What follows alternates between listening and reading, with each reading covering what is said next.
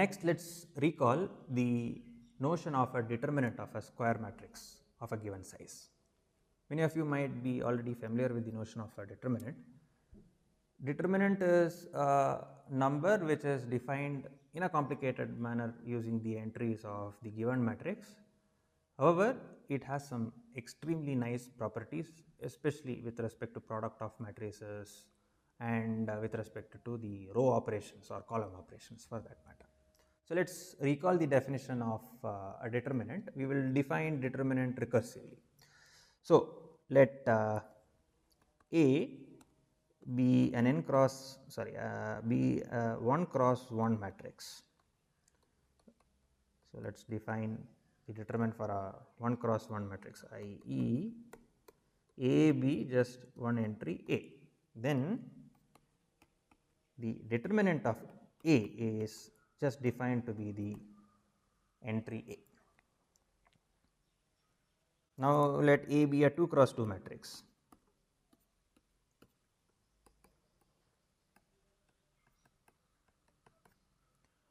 Let us say A is something like A, B, C, D. So, this is the definition. So, let me put 2 dots. So, if A is a matrix of this type, then define determinant of A to be equal to AD minus BC. So, we will be giving the definition of determinant in a recursive manner. So, for an n dimensional for an n cross n matrix, the determinant will be using the knowledge of what the determinant is of an n minus 1 cross n minus 1 matrix. So, in order to do that, we should first develop the notion of what is called as a minor. So, definition. So, let A be an n cross n matrix. So, we have given the definition for n equal to 1 and n equal to 2 of a determinant. For more general n, we have to develop certain notions which let us focus on. So, let A be an n cross n matrix.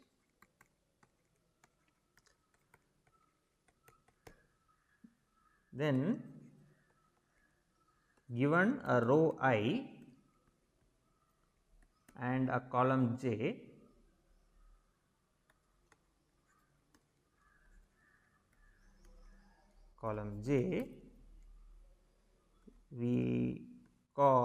we denote by Aij tilde the minor. So, I will define what this is: minor of A with respect to row I and column j. So, we will see what the minor is. So, suppose our A is an n cross n matrix which is of this type, A11 up to A1n, AN1 up to ANN. Suppose this is our matrix A, and suppose this is our row I and this is our row j.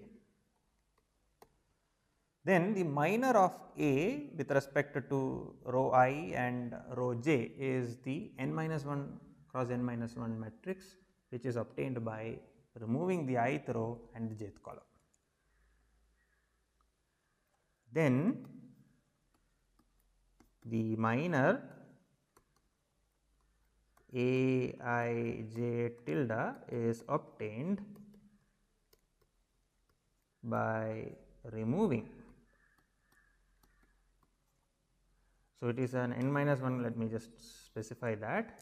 This is an n minus 1 cross n minus 1 matrix obtained by removing the ith row and jth column.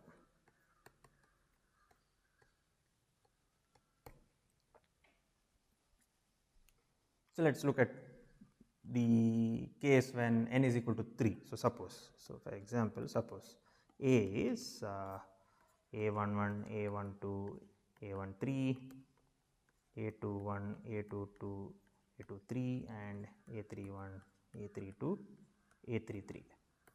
Let us look at some of the minors here. Then what will be the first minor? Let us say A11 tilde, that is just going to be equal to A22, A23, A32, A33. As you can notice, the first row and the first column has been removed. Okay, what is, say for example, A23 tilde?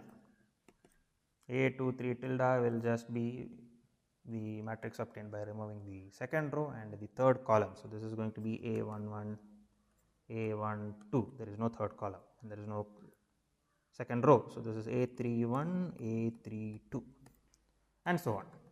So, this is how we obtain the minors of a given matrix. Once we have the minors of a given matrix, we can define the definition we can define the determinant of a matrix by using these minors. So, let us see how it is done. So, definition of a determinant.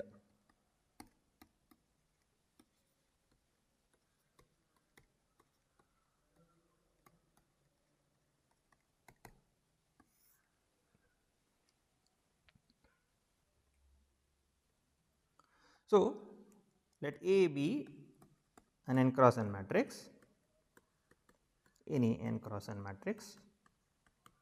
Of course, all through our matrices have real entries. So, they are all n cross n matrices over R. Pick a row I, then define determinant of A to be equal to the sum minus 1 to the power I plus j, where the sum is from j equal to 1 to n of A I j times the determinant of A I j tilde. So, you look at, you pick a row I and then look at row I and column 1 removed, look at the minor, take the determinant. We know it is an n minus 1 cross n minus 1 matrix. So, assume that it has been defined up to order n, then determinant of A I j tilde has already been defined and it makes sense. And then you look at this expression, this is called the determinant of A. So, this expression is called the cofactor expansion.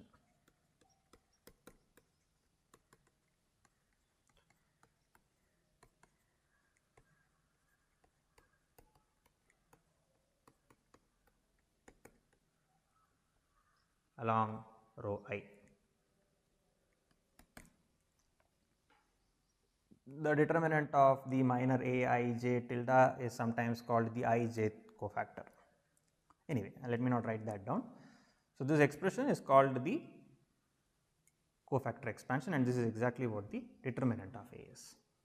So, let us look at the example of the determinant of a 3 cross 3 matrix. So, example, let A be as above, A11, A12, A13, A21, A22, A23, A31, A32, A33. So, let us pick the first row, pick row 1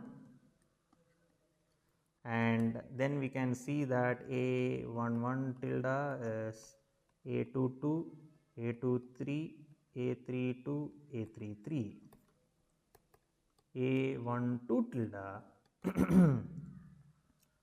is A21, A23, A31, A33 and A13 tilde is A21, A22, A31, A32.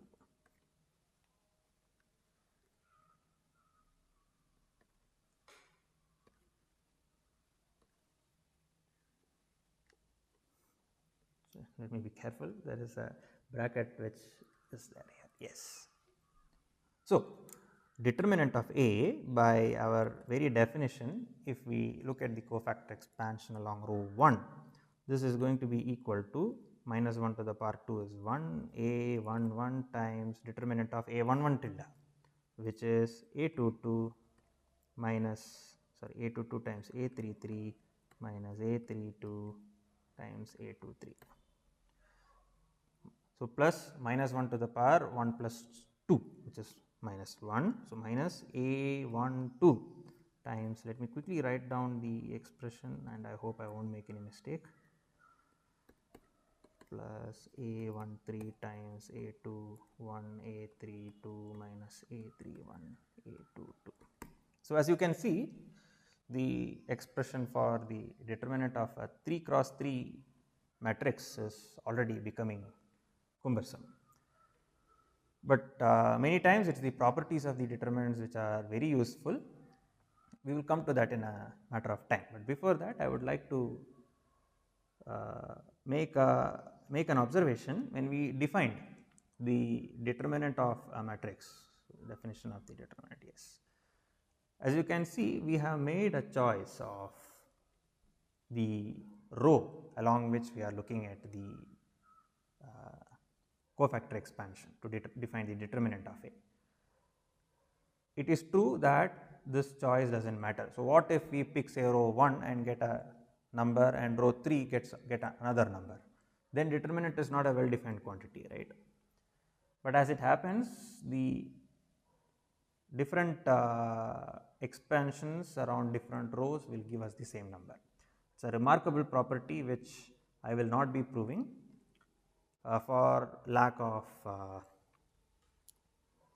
machinery, let me put it that way, but this is something which you should keep in mind. Maybe at a later date, when you look at more advanced mathematics, a simpler proof can be given than what can be given here. Let us now look at the determinant of certain special types of matrices. So, suppose for example, as an example, let us consider A to be of this type.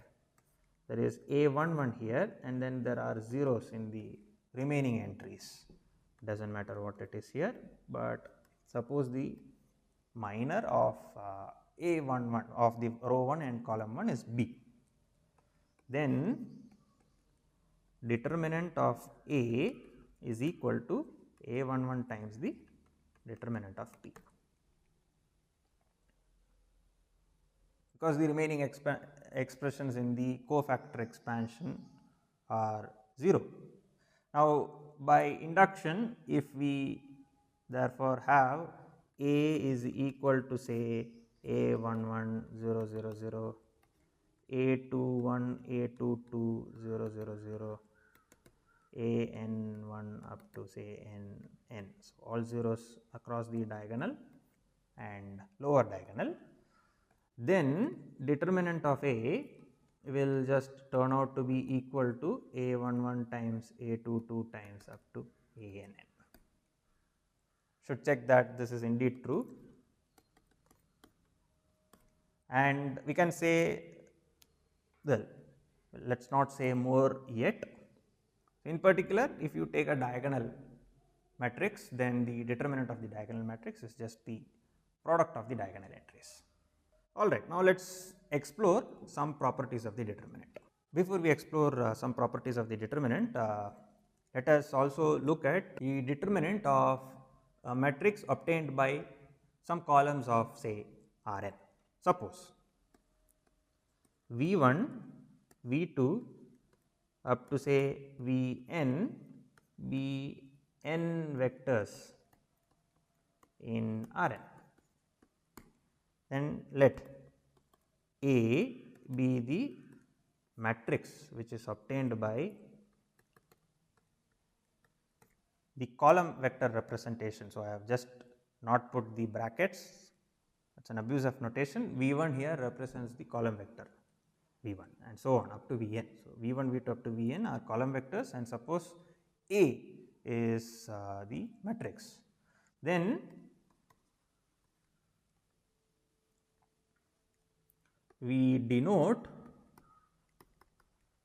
by dit or determinant of V1, V2 up to Vn to be equal. So, this is by definition equal to the determinant of the matrix A. So, the order in which V1 to Vn are being taken does matter. We will come to that in some time. Okay, let us now look at some properties of the determinant.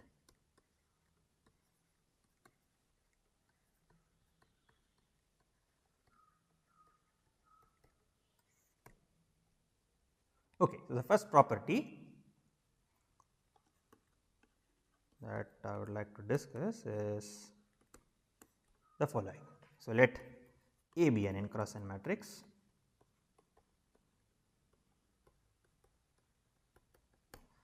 Suppose B is obtained by interchanging two rows of A.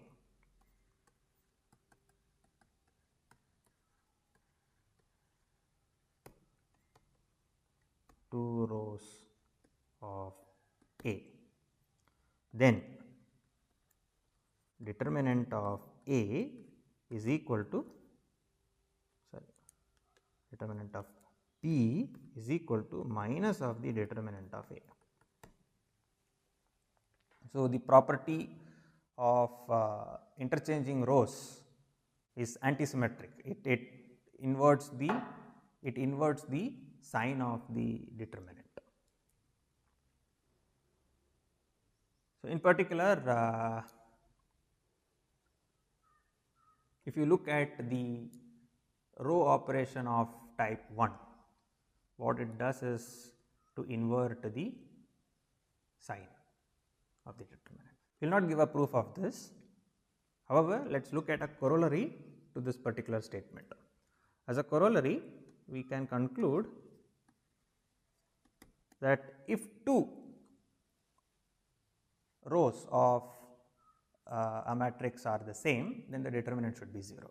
So, if let me write it down, if two rows of a matrix say I and j are the same, then determinant of A is equal to 0, because do the elementary row operation of type 1 where we invert row I and row j. The matrix B that we get is actually the same as matrix A, and then the B. So, let me just note that the B obtained by interchanging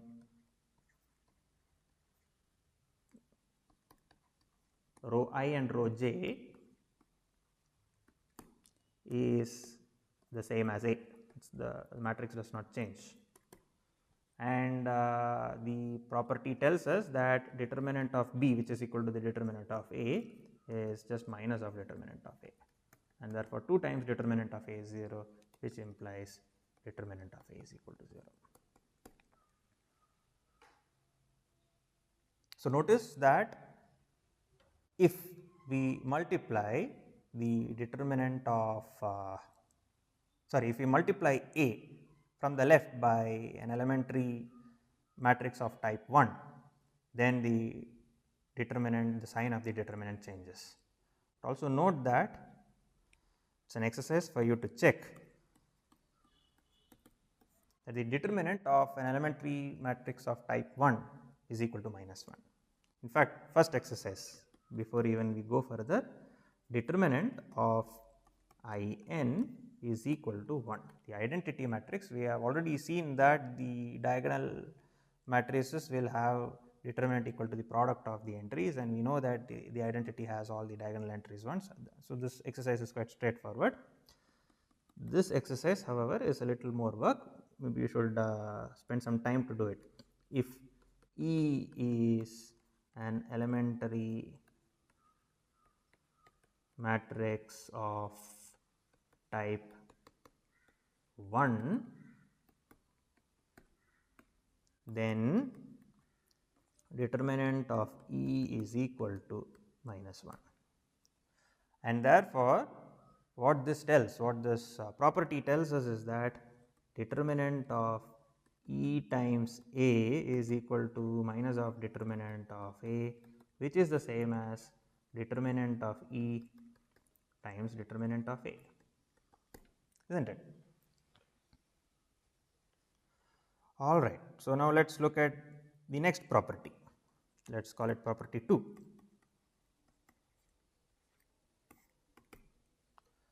The next property is keeping in mind the elementary row operation of type 2. If you recall, it is just multiplying a particular row by a constant. So, let B be a matrix obtained from A by multiplying the ith row by a constant, a scalar, say C. Then determinant of B is equal to C times the determinant of A. I will again not prove this property. It is quite straightforward, however, to check this property by considering the cofactor expansion along I itself, and notice that the Aij that features in the expression will now be replaced by C times Aij. The C comes out common, C times whatever remaining is the determinant of A, and therefore, this property follows. As a corollary to this property, however,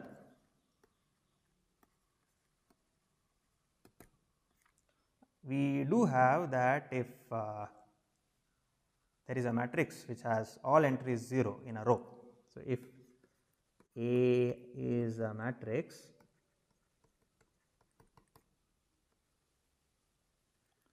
with a row identically equal to 0, then determinant of A is equal to 0. So, let B be the matrix obtained by. So, notice that even though in the elementary row operation of say type 2, we did demand that we always multiply by non-zero scalars. Here in this property, we do not need to bother about that. Even for C equal to 0, this property holds, and that is precisely what we will be doing here. So, for C equal to 0, multiply the 0 row by C, and this gives us multiplying the 0 row by C, we get B is equal to A. And therefore, determinant of B, which is now determinant of A, is equal to C times the determinant of A, but C is 0, which is equal to 0, and therefore, if you have a matrix which has one row 0, then the determinant is 0. All right. So, now an exercise is for you to check by brute force that if E is an elementary matrix of type 2 obtained by multiplying, it is straightforward, multiplying the ith row by a scalar C, then determinant of E is equal to C. Actually, this exercise is quite straightforward, because after multiplying one of the rows in the identity matrix by a scalar C, we end up with a matrix which has 1 in all the diagonal entries except that ith one, where it will be C, and therefore, the product will just be equal to C. And therefore, what we have is determinant of E times A is again equal to determinant of E C times determinant of A, because the ith row is getting multiplied by C, and we just saw by property 2 that it is that manifests in this manner. But this is nothing but determinant of E times determinant of A.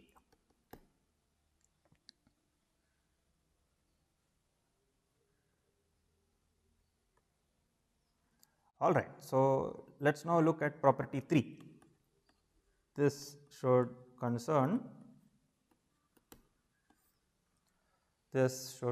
certainly concern the elementary row operation of type 3. So, let me just write it like this, let B be a matrix obtained from A by an elementary row operation of type 3. So, let me not write down the details. There is an I and a j, and there is a scalar C. Row I is, or row j is replaced by row j plus C times row I. Then determinant of B is equal to the determinant of A. Again, I will not prove this. The only thing to note is that the determinant of B should be evaluated along row j, and there each of the expression will have a row I C times row I and row j component which remains. Then let us extract out the, so maybe I should write it down. So, suppose B is obtained by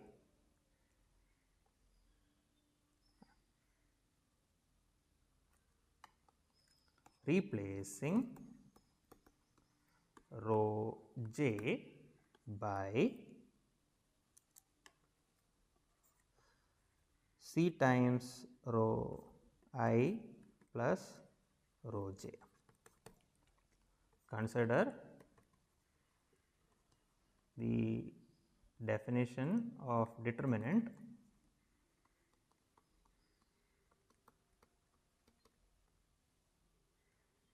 along this row. It can be shown that it splits, it is a linear property. The linearity will become evident by considering the expansion here, the typical expression. Let me just write down the expression for you. Then the determinant of B will just be C times AI1 plus AJ1 times determinant of A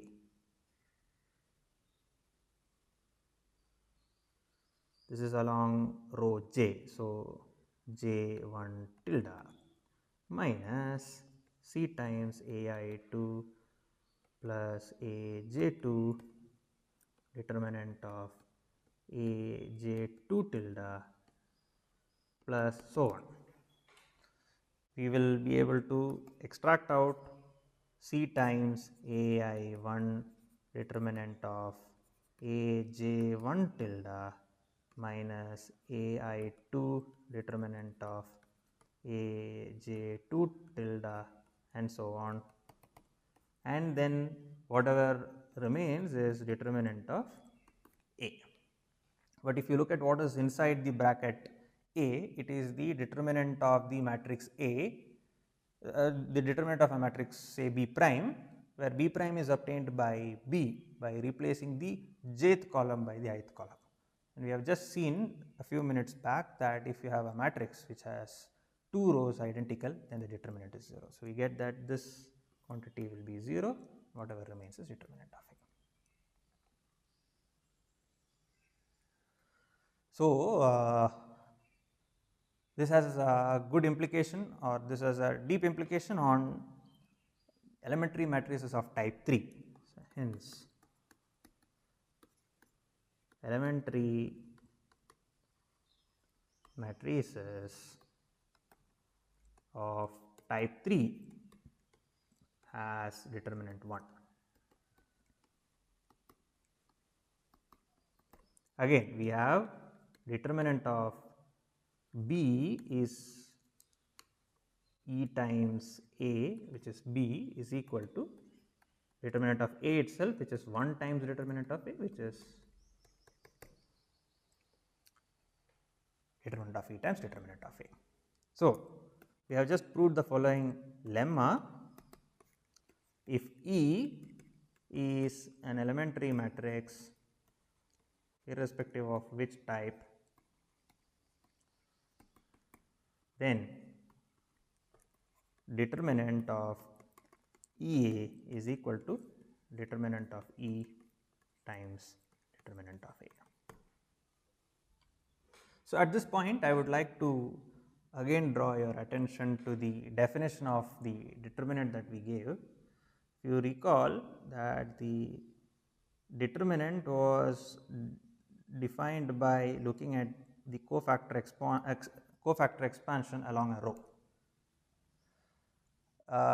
Similar definition could have been defined by looking at the cofactor expansion along a column, and just as how it does not, the definition does not depend on the row, the definition using the cofactor expansion along a column will also give us back the same number. All these beautiful properties do exist for the determinant A.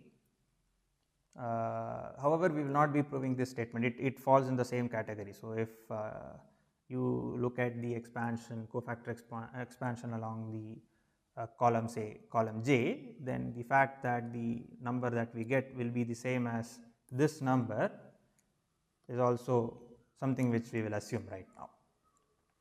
The reason I would like to note this particular point is that all the statements that we have mentioned with respect to rows do hold for columns as well, and these properties also hold for column operations. So, in other words, if A is an n cross n matrix, if E is a elementary matrix, and if you look at A times E, then determinant of A is equal, determinant of A times E is equal to determinant of A times determinant of E. So, all these expressions go through for row operation, column operations as well. All right. So, these are the basic properties which I would like to note. Now, let us look at some of the more remarkable properties that we will be able to say from these. The first one being a theorem. This theorem tells us that the determinant measures how far our matrix is from being an invertible matrix. So, let A be an n cross n matrix, then A is invertible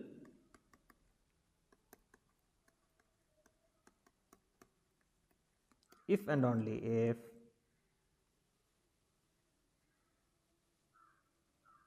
determinant of A is not equal to 0. So, let us give a proof of this. It is quite remarkable that invertibility is being captured in whether the determinant of the given matrix is not 0. So, suppose A is invertible,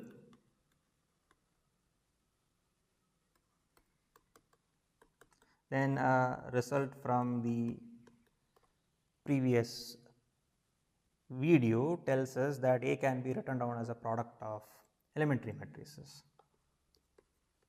Then A is equal to E1, E2, some Ek times the identity.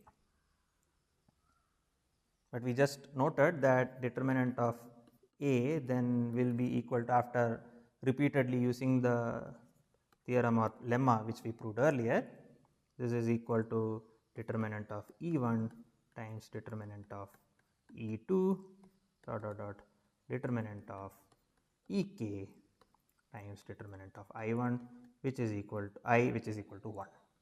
Now notice that each of the EI's are elementary matrices which have non-zero determinants as we had just noted, and hence this is not equal to 0. Product of non-zero real numbers will not be 0. So yes, invertibility immediately tells us that the determinant cannot be 0. Suppose determinant is non-zero, that is where suppose determinant of A is not equal to 0, and we would like to now argue that A is an invertible matrix. But we know that again from the previous 2 videos back, we know that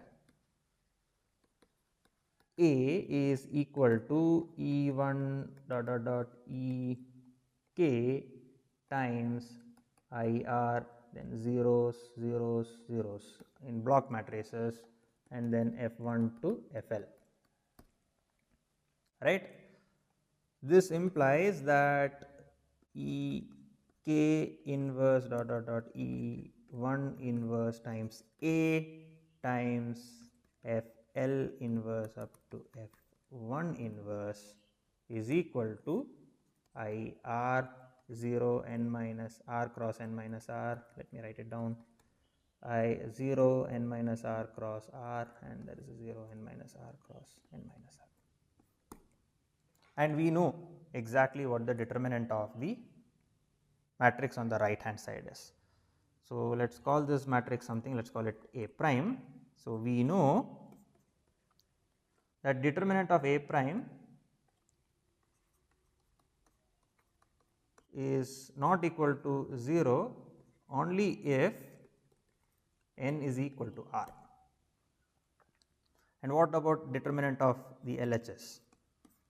Ek inverse dot dot dot E1 inverse A F L inverse up to F1 inverse. What do we know about the inverse of an elementary matrix? It will again be an elementary matrix, and therefore this is just going to be equal to, we just checked that for elementary matrices the determinant of E times A, for example, is determinant of E times determinant of A.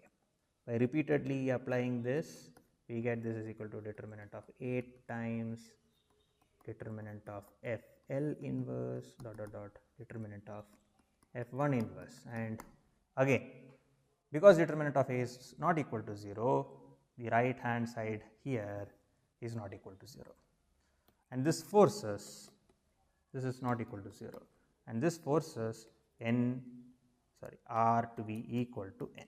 But what does it mean to say that r is equal to n? What was r to begin with? R, if you recall, is the rank of our matrix A, i.e.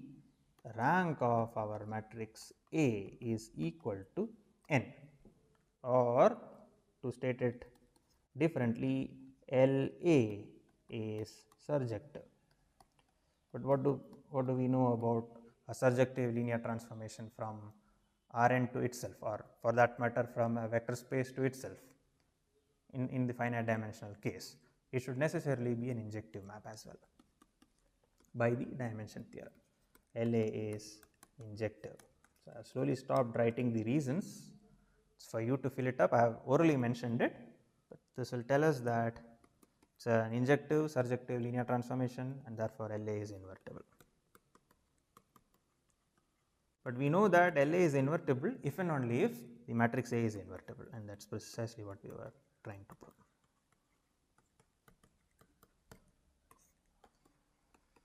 So yes, if determinant of A is not equal to 0, the matrix is necessarily invertible. All right. Let us look at some more properties. As a corollary to this statement, let us prove that a collection of vectors v1, v2 up to vn is linearly dependent if and only if the determinant of the corresponding matrix is 0. So we have already developed associated a notation. So if, so let V1 to Vn be vectors, column vectors.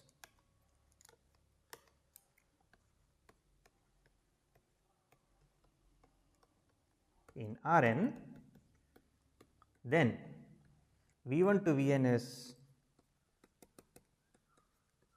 linearly dependent if and only if determinant of V1 to Vn is equal to 0.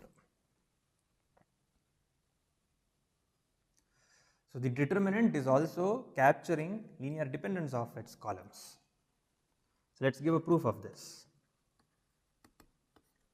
So, in particular, if we have a matrix has determinant equal to 0, then the columns of that matrix should necessarily be linearly dependent, and therefore, it cannot have full rank. That is what it says. Let us give a proof of this. So, determinant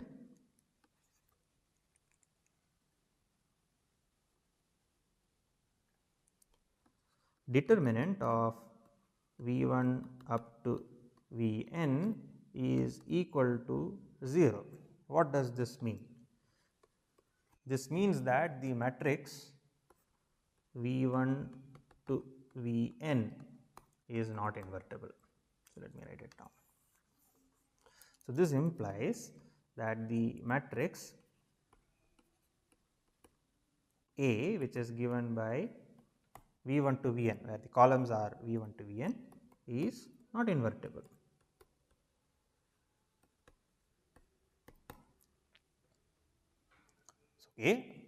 So, this is the case by the previous theorem. As a corollary to the previous theorem, we have that A is not invertible. What does that mean? This means that A, the null space of A, null space of LA. Okay, this means that LA is, okay, I will write it down, LA is not invertible, because LA is invertible if and only if A is invertible, and here A is not invertible, and this implies LA is after all a map from Rn to itself, and it is not invertible implies that it is not injective. This implies that the null space of LA is not equal to 0. There is some vector in the null space. So, this implies that there exists A1 to An such that LA of A1 dot dot dot An is equal to 0, which implies there exists A1 to An. What is LA of A1 A2 up to An? It is just A times this, and what is A times this? So, A1 V1 plus up to An Vn is equal to 0, which implies that V1 to Vn is linearly dependent.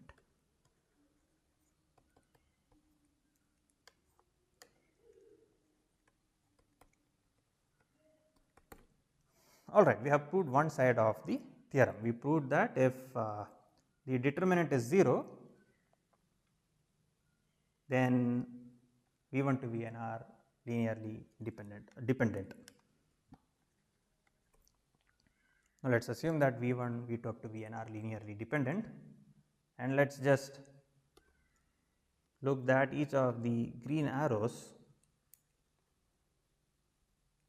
will also get satisfied. That is an exercise for you to check, and therefore, determinant of V1, V2 up to Vn is 0. So, the determinant of a matrix also tells us whether its column vectors are linearly dependent or not.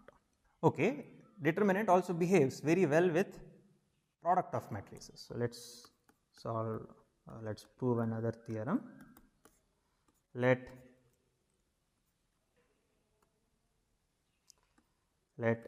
A and B be n cross n matrices, then determinant of AB is equal to the determinant of A times the determinant of B. If you notice, we have not imposed any restriction on A and B. It could happen that A is not invertible, or A is invertible, B is invertible, or B is not invertible. In any of these cases, this property holds. So, let us give a proof. We will divide the proof into cases. Suppose A is not invertible.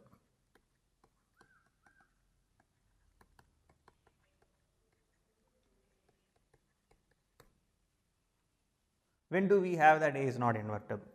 When this is if and only if LA is not an invertible linear transformation, isn't it?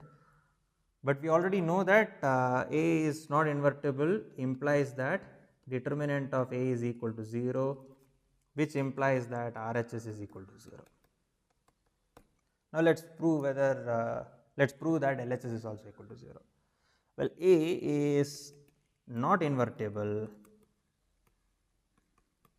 implies that LA is not invertible.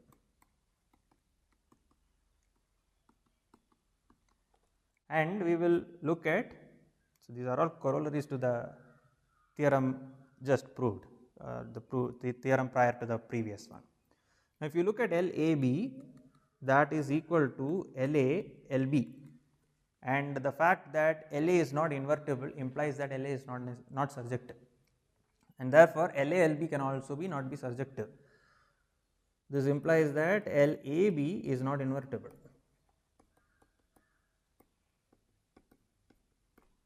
And this implies that AB is not invertible, and therefore, let me skip a step and directly write determinant of AB is not is equal to 0, because AB is not invertible. If determinant were non-zero, then it will be invertible, right? Okay, so if A is not invertible, then we have established that both LHS and RHS are 0. If B is not invertible, a similar argument tells us that RHS is equal to 0, because determinant of B is equal to 0. But B not invertible implies that LB then, okay, this is one conclusion. B not invertible implies that LB is not invertible as a linear, it is not an invertible linear transformation. That means that LAB, which is equal to LALB, is not invertible. Why is that the case? Because if LB is not invertible, then LB will not be injective, there will be something in the null space of LB, and the vector will continue to be in the null space of LALB, and therefore, it will be in the null space of LAB.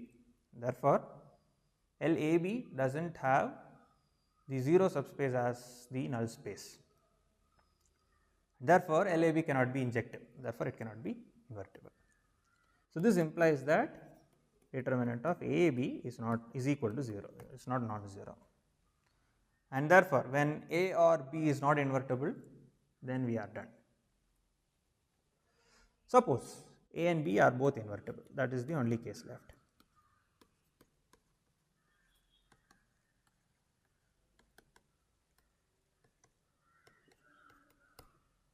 We have already proved that if a matrix is invertible, then it can be written as a product of elementary matrices. So, then A is equal to E1 dot dot dot Ek, and B is equal to F1 dot dot dot Fl, where Ei and Fj are elementary matrices.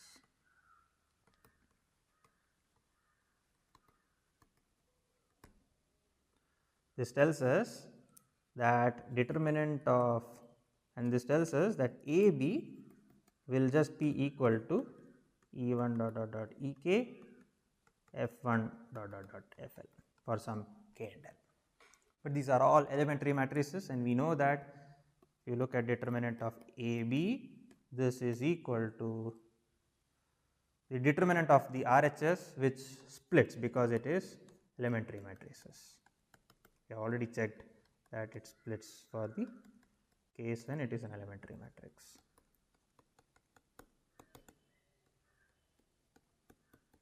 But if you notice carefully, let me put a big bracket here. If I group it like this, the things inside the bracket is just equal to determinant of A, and this is just equal to the determinant of B, and this is precisely what we were trying to prove. So, determinant behaves extremely well when it comes to matrix multiplication. We will now prove that the transpose of a matrix, the determinant is again preserved. So, let us do that. So, theorem. So, let A be an n cross n matrix, then determinant of A transpose is equal to the determinant of A. So, again we will split this into two parts, the proof. The first is when A is not invertible. I will leave that as an exercise. I will just make this following observation. If A is not invertible, then LA is also not invertible, LA transpose will also be not invertible, and therefore determinant of A and determinant of A transpose both will be equal to 0. Let us hence assume, so the case, so let me leave it as an exercise, check the above when A is non-invertible. Okay, let us now assume that A is invertible. A is invertible implies that A can be written as E1 dot up to Ek, where E1, E2 up to Ek are all elementary matrices, and therefore A transpose will just turn out to be equal to Ek transpose up to E1 transpose, and therefore determinant of A transpose will be equal to determinant of Ek transpose dot dot dot determinant of E1 transpose. E1, E2 up to Ek are elementary matrices, and for elementary matrices it can be checked explicitly that the transpose does not alter the determinant. Check that exercise,